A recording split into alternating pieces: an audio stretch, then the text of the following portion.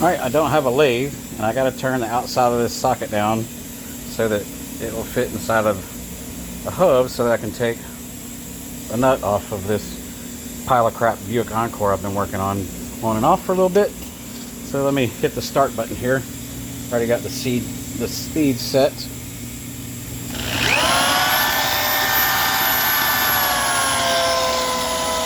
I'm gonna mark the depth, how deep I want it to go.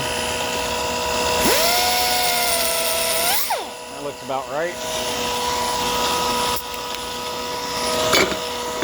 I'll put this on here. And get to lathing.